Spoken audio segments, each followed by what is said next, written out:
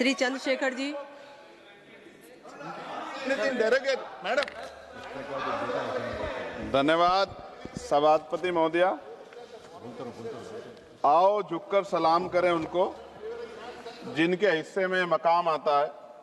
बहुत खुशनसीब होते हैं वो लोग जिनका लहू देश के काम आता है। मैं सबसे पहले ऑपरेशन सिंदूर में जो हमारे देश की सेना है उसने जो पराक्रम दिखाया, शौर्य दिखाया, उसके लिए उनको सैल्यूट करता हूं, जय भीम करता हूं। और पहलगाम हमले में जो निर्दोष हमारे नागरिक शहीद हुए या अन्य जो लोग उसके बाद सीज फायर के बाद जो शहीद हुए, उन सभी लोगों के लिए प्रार्थना करता हूं कि उनके परिवारों को कुदरत दुख सहने की शक्ति दे। महोदया, मेरे कुछ सवाल हैं सरकार से। क्या सरकार यह स्पष्ट कर सकती है कि आतंकियों को भारत क्षेत्र में प्रवेश और पहलगाम जैसे पर्यटन स्थल पर पहुंचने में किसने मदद की? क्या सुरक्षा एजेंसियों को इस हमले की पहले से कोई खुफिया इनपुट प्राप्त हुए थे? यदि हां तो उन पर क्या कार्रवाई हुई? पहलगाम हमले में शहीद हुए नागरिकों और स्थानीय ड्राइवर माजिद खान के परिजनों को सरकार द्वारा क्या मुआवजा और सहायता दिया गई? क्या सरकार पर्यटकों की सुरक्षा सुनिश्चित करने के लिए विशेष स्टैंडर्ड ऑपरेटिंग प्रोसीजर लागू कर रही है? क्या भारत सरकार ने अंतर्राष्ट्रीय मंचों पर यह मांग रखी है कि जब तक पाकिस्तान आतंकवाद पर कठोर कार्रवाई नहीं करता तब तक उसे किसी प्रकार की आर्थिक सहायता न दी जाए? ऑपरेशन सिंदूर के बाद जब पाकिस्तान ने जवाबी हमले किए और 21 भारतीय नागरिक शहीद हुए, यहां तक कि हमारे गुरुद्वारों को भी निशाना बनाया गया, तब सरकार ने सीज फायर की अनुमति क्यों दी? क्या यह भारत की कूटनीति कमजोर नहीं दर्शाता? सभापति महोदया, मुजफ्फरनगर में हमारे जिला सचिव हैं भाई कामिल, उनके परिवार के 2 बच्चे भी इस हमले में शहीद हुए थे।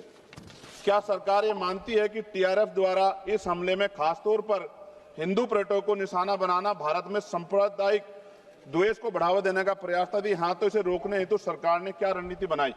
सरकार उस मुस्लिम पोनी ऑपरेटर को क्या सम्मान देगी जिसने अपनी जान देकर तीर्थयात्रियों की रक्षा की?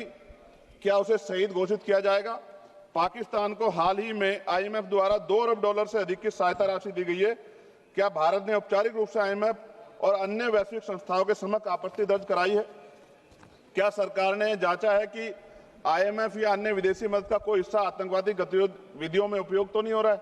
क्या सरकार ये स्वीकार करती है कि पहलगाम हमले में खुफिया तंत्र पूरी तरह विफल रहा है? यदि हाँ तो कौन जिम्मेदार है और उसके विरुद्ध क्या कार्रवाई होगी?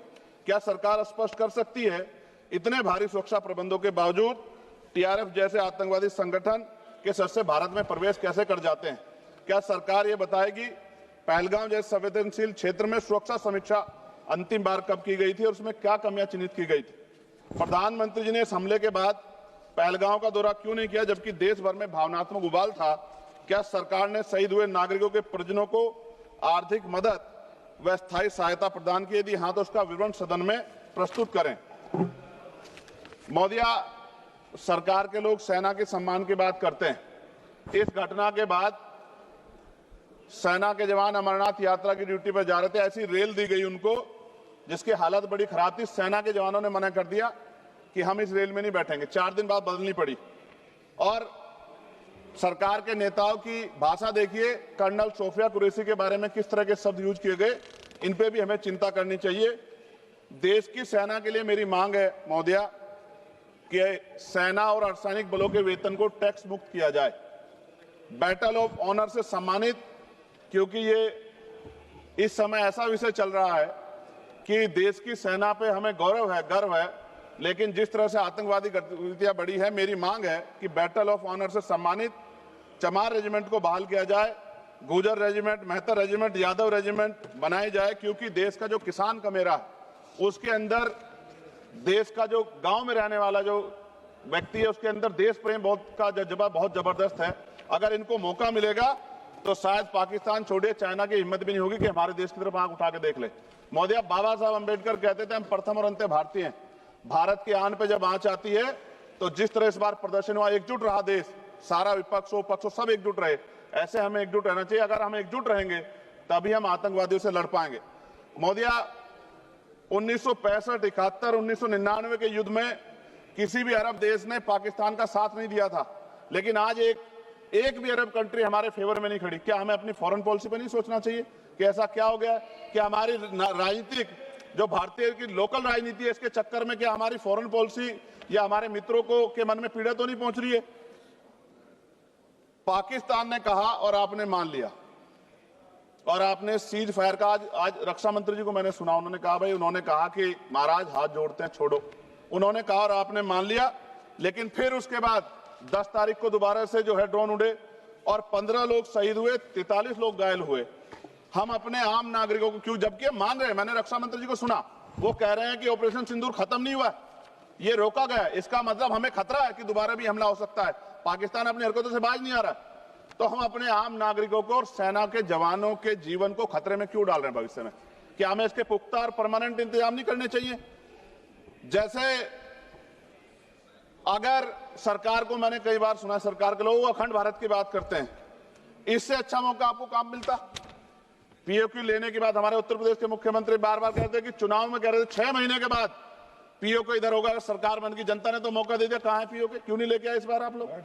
तो पहली सीढ़ी तो इस बार ही चढ़ गए थे। जिस तरह से मीडिया ने माहौल बनाया था मोदिया, तो ऐसा लगा कि अगर देश की सेना ने जो हिम्मत जुटाई थी, सरकार मदद करती, तो माननीय नरेंद्र मोदी जी पाकिस्तान के भी प्राइम मिनिस्टर होते इस बार, इसी बार, और फाइनेंस मिनिस्टर बैठी है हमारी, ये पाकिस्तान की फाइनेंस मिनिस्टर होती। इस तरह के हालात बने हुए थे और ऐसा मौका चूकना ही नहीं चाहिए था।